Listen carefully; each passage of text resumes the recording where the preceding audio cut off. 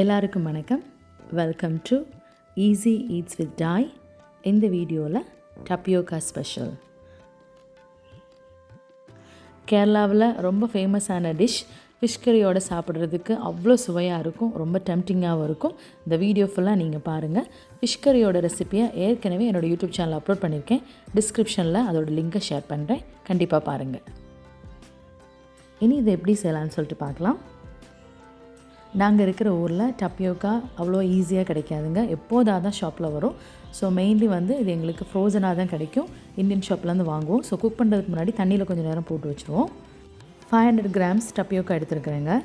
So ஒரு 3 cups தண்ணி விட்டு அது நல்லா கொதிச்சதுக்கப்புறமா உப்பு, கொஞ்சமாக மஞ்சள் பொடி தூவி அது கூட நம்ம எடுத்து வச்சுருக்கிற கப்பையும் ஆட் பண்ணி வேக வச்சிடலாம்.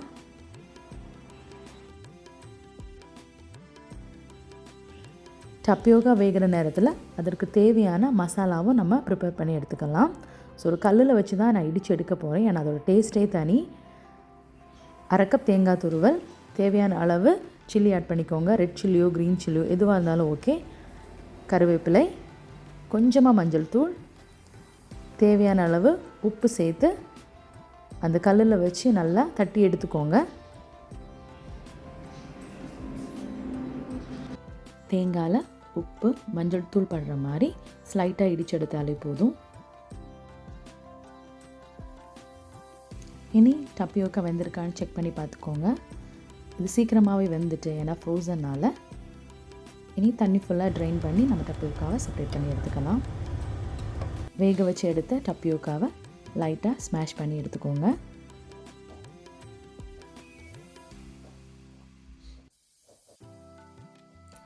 அடுத்த ஸ்டெப்பாக ஒரு அகலமான பாத்திரம் இருந்தால் எடுத்துக்கோங்க. அதில் தேவையான அளவு எண்ணெய் ஊற்றிக்கலாம். எண்ணெய் சூடானதும் கடுகு,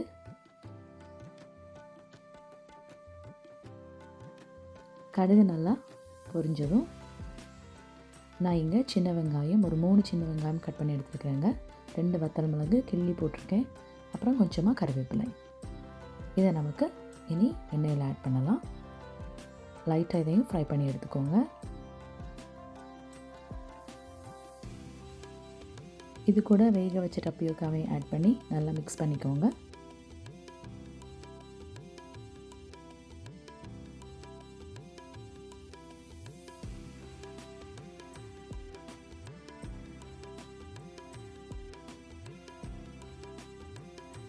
கடைசியாக நம்ம இடித்து வச்சுருக்கிற தேங்காவையும் இது கூட ஆட் பண்ணி ஒரு தடவை நல்லா மிக்ஸ் பண்ணி எடுத்துக்கலாம்.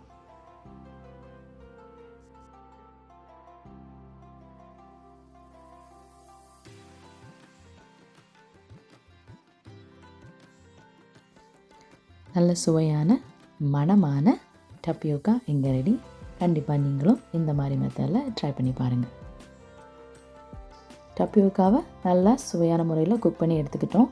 இதுக்கு வத்தல் மிளகு வச்சு ஒரு சைட் டிஷ்ஷும் ப்ரிப்பேர் பண்ணலாம். கொஞ்சமாக புளி எடுத்து தண்ணீரில் ஊற வச்சுருக்கிறேன். ஃப்ரைங் பேனில் தேவையான அளவு எண்ணெய் ஊற்றிக்கோங்க. எண்ணெய் லைட்டாக சூடானதும் வத்தல் மிளகு, பூண்டு, 3 சின்ன வெங்காயம் கட் பண்ணி எடுத்துருக்கிறேன். ஸோ அதையும் இது கூட ஆட் பண்ணி லைட்டாக ஃப்ரை பண்ணி எடுத்தாலே போதும்.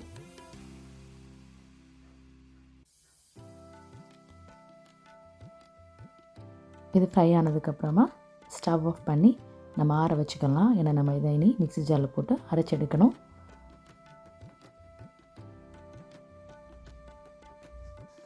இது கூட நம்ம ஊற வச்சுருக்கிற புளியிலேருந்து கொஞ்சம் சாறு 1 டேபிள் ஸ்பூன் அளவு எடுத்துருக்கிறேங்க. ஸோ அதை ஆட் பண்ணி தேவையான அளவு உப்பும் சேர்த்து தண்ணி எதுவும் சேர்க்காமல் நம்ம இதை அரைச்சி எடுத்துக்கலாம். ரொம்ப ஃபைனாக அரைக்க வேண்டாம்.